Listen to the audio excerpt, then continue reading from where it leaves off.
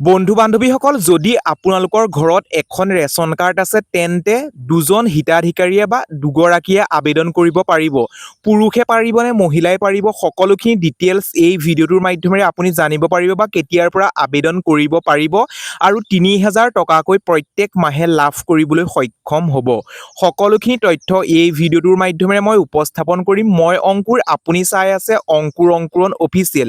যদি আমাৰ ফেচবুক পেজটোত চাই আছে তেন্তে আমাৰ ফেচবুক পেজটো ফ'ল' কৰিবলৈ নাপাহৰিব। যদি আমাৰ ইউটিউব চেনেলটোত চাই আছে তেন্তে আমাৰ ইউটিউব চেনেলটো ছাবস্ক্ৰাইব কৰি কাষতে থকা বেল বটনটো প্ৰেছ কৰি অল অপশ্যনটো ক্লিক কৰিবলৈ নাপাহৰিব। তেতিয়াহে আগন্তুক আহিবলগীয়া প্ৰত্যেকখিনি ভিডিঅ' আপুনি পোনপ্ৰথমে লাভ কৰিবলৈ সক্ষম হ'ব।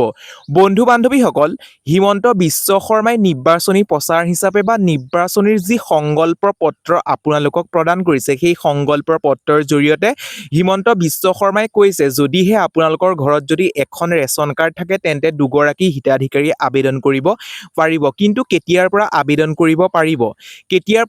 কৰিব পাৰিব, সেই সম্পৰ্কেও জনাম। তাৰ আগতে এই কথাখিনি আপুনি স্পষ্টকৈ জানি লওক। যদি আপুনি আবেদন কৰে তেতিয়া 2024ত যেতিয়া আকৌ পুনৰ বিজেপি চৰকাৰ অধীনলৈ আহে তেতিয়া কিমানকৈ টকা লাভ কৰিবলৈ সক্ষম হ'ব, এগৰাকী হিতাধিকাৰীয়ে লাভ কৰিবলৈ সক্ষম হ'ব কিমানকৈ টকা, ৩,০০০ টকাকৈ লাভ কৰিবলৈ সক্ষম হ'ব প্ৰত্যেক মাহতে।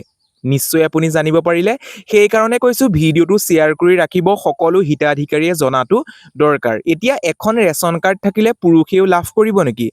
যদি বৰ্তমান সময়ত শাহুগৰাকীয়ে অৰুণোদয় আঁচনি লাভ কৰি আছে আৰু যদি বোৱাৰীগৰাকীয়ে লাভ কৰা নাই তেতিয়াহ'লে বোৱাৰীগৰাকীয়েও লাভ কৰিবলৈ সক্ষম হ'ব। কাৰণ হিমন্ত বিশ্ব শৰ্মাই ঘোষণা কৰি থৈছে যেতিয়া ২৬ত পুনৰ বিজেপি চৰকাৰ আহিব তেতিয়া পুনৰ আকৌ বোৱাৰীগৰাকীয়েও লাভ কৰিবলৈ সক্ষম হ'ব। আৰু কৈছে যে পুৰুষসকলকো অৰুণোদয় নিচিনাকৈ আৰু বেলেগ এটা আঁচনি উলিয়াই পেলাই পুৰুষসকলকো দিবৰ বাবে সক্ষম হ'ব। নিশ্চয় আপুনি জানিব পাৰিলে পুৰুষসকলেও নিশ্চয় আনন্দিত।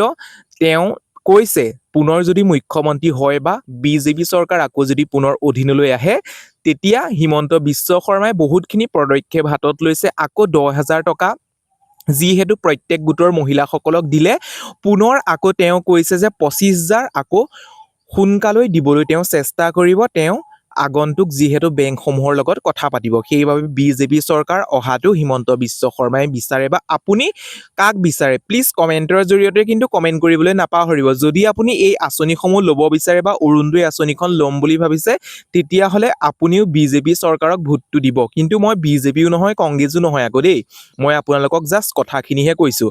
কাৰণ আপুনি আঁচনি ভাল পায় নে নাই, বেলেগ কিবা ভাল পায় সেই সম্পৰ্কেও জনাবলৈ নাপাহৰিব। হিমন্ত বিশ্ব শৰ্মাই কোৱা কথাখিনি মই আপোনালোকক আপডেট হিচাপে দিলোঁ।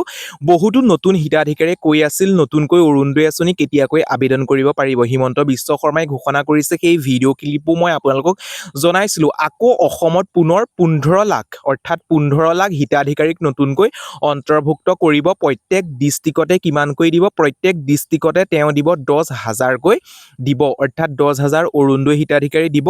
টোটেল হ'লগৈ, অৰ্থাৎ হিমন্ত বিশ্ব শৰ্মাই কৈছে পুনৰ যদি বিজেপি চৰকাৰ অধীনলৈ আহে তেতিয়াহ'লে লাভ কৰিবলৈ সক্ষম হ'ব 15 লাখ হিতাধিকাৰীয়ে নতুনকৈ অৰুণোদয় আঁচনি এখন ৰেচন কাৰ্ডত লাভ কৰিবলৈ সক্ষম হ'ব দুজন হিতাধিকাৰী। নিশ্চয় আপুনি জানিব পাৰিলে এই ভিডিঅ'টোৰ সৰু এটা ইনফৰমেশ্যন। যদি আমাৰ ইউটিউব চেনেলটো চাই আছে ইউটিউব চেনেলটো ছাবস্ক্ৰাইব কৰিব। যদি আমাৰ ফেচবুক পেজটোত চাই আছে ফেচবুক পেজটো ফ'ল' কৰিবলৈ নাপাহৰিব। যেতিয়া নতুনকৈ আকৌ আপডেট আহে সেই সম্পৰ্কে জনাম, কেনেদৰে ফৰ্ম ফিল আপ কৰিব লাগিব, ক'ত আবেদন কৰিব লাগিব। কিন্তু এই প্ৰচেছটো যদি পুনৰ বিজেপি চৰকাৰ আহে তেতিয়া কিন্তু অফলাইনৰ জৰিয়তেহে হ'ব, অনলাইনৰ মাধ্যমেৰে কোনো সুবিধা লাভ নকৰিব। আজিলৈ ভিডিঅ'টো ইমানেই, আকৌ পুনৰ নতুন এটা ভিডিঅ'ত লগ পোৱাৰ আশাৰে ধন্যবাদ।